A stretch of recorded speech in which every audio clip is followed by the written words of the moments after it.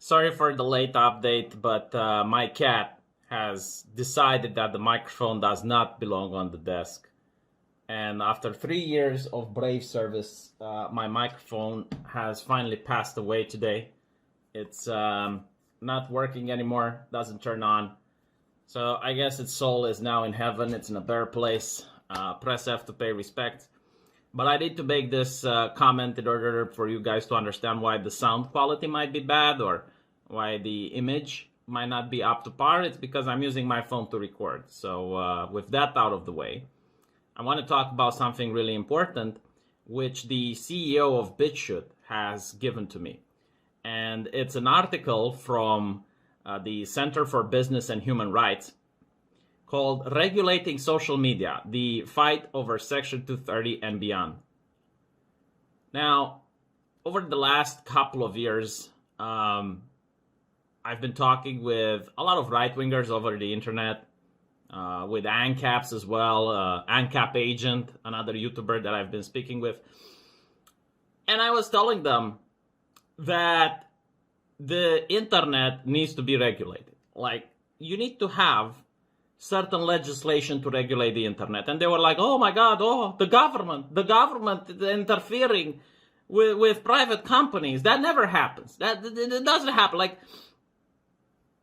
a chocolate factory can just dump waste in a river. They can do whatever they want because they're a private company. And I was telling them, like, look, if you think that the government is not going to regulate the internet, you're delusional. Like, you're far out. You're not far right, you're far out. Because it's going to happen. The only question is, who's going to do it? Is it going to be the Republicans or is it going to be the Democrats? And chances are it's going to be the Democrats because I see Biden putting people from big tech into the government, nominating them into his administration. Very interesting, isn't it? And not only that, but regarding this law, you have people like Stick Sexenhammer that says Biden is going to be a lame duck and he's not going to get anything passed because the Republicans control the legislative and whatnot. I'm not so sure that Republicans are going to be against this, to be honest. I think at least half of them will probably be for it. And we're going to read what this is.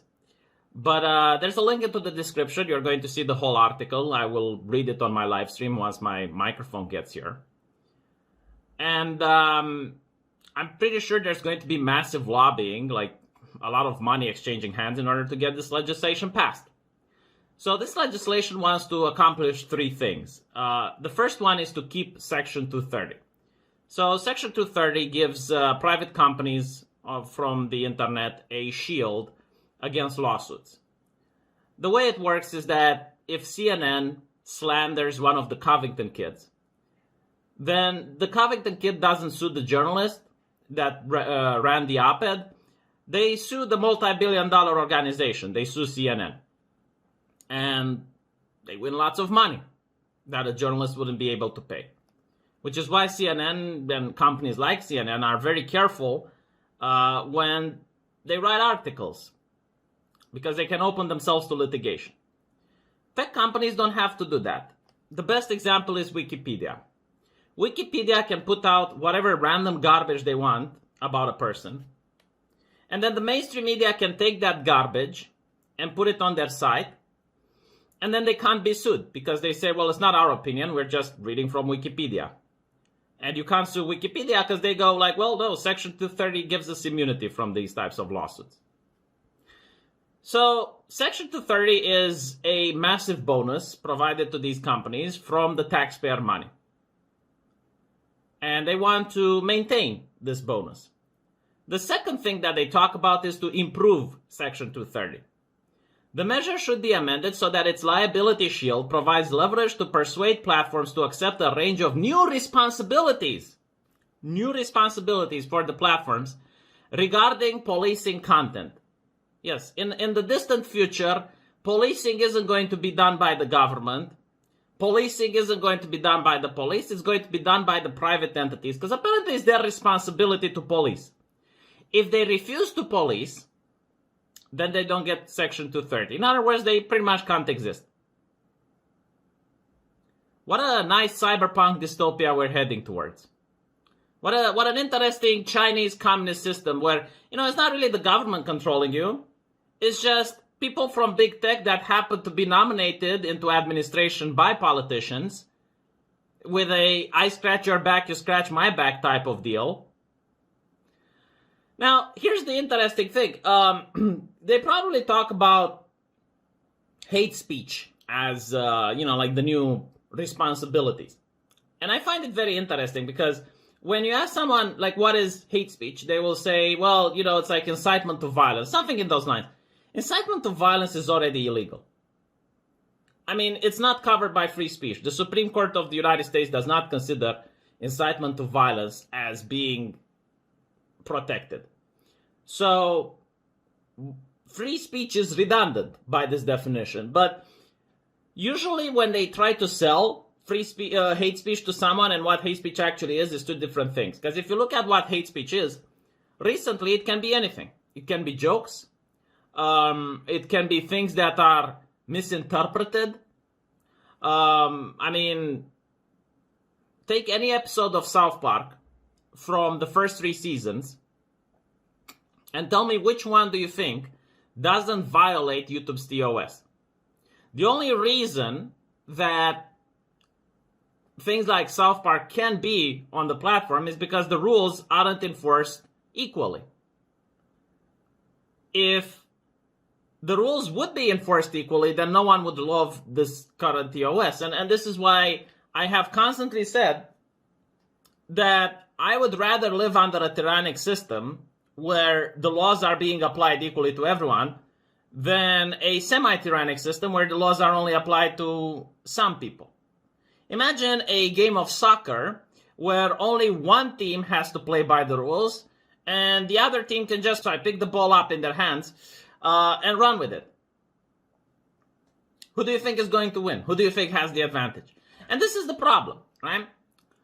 So I guess the government will just decide what new responsibilities companies need to have to benefit from 230, and this will just completely destroy the competition of big tech.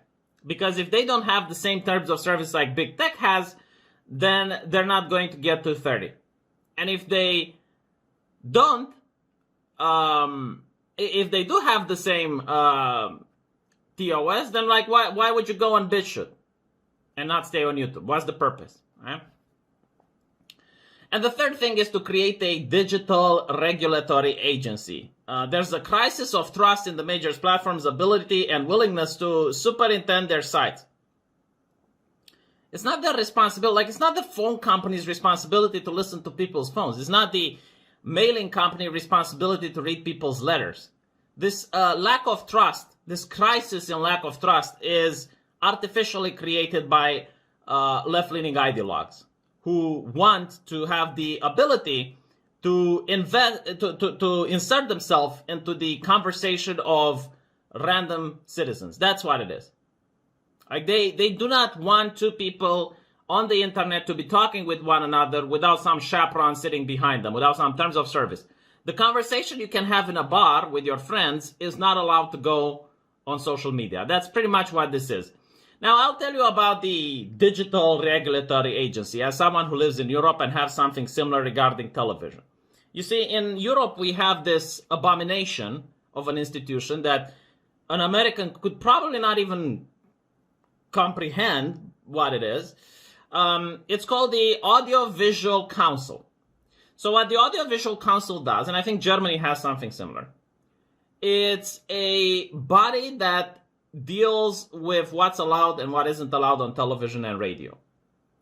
So, initially they started with things like you're not allowed to show adult films during the day. Like if you wanted to see some, titty or something like that, or a movie that's more grotesque in nature, like you have to have it past a certain hour when allegedly the kids are asleep. But then it started evolving and it went into politics, and they said things like, well, if you talk about politics, then you're not allowed to talk against a certain party unless like a guy from that party is there. And what usually happened at the time was that the party that you talk against would refuse to send someone, and then it's like, well, you can't talk about it because The opposition isn't there. You know, like that type of regulations, just absurd things. And they would change with the wind. But like one of the things that this committee would often do was to play favorites. Some television networks were allowed to do whatever they wanted. No problems there. Other television networks were being placed under a microscope. If even for like a fraction of a second they did a small mistake, boom, fine. Boom, litigation. And I'm pretty sure that this is the same thing we're going to see with this digital regulatory agency.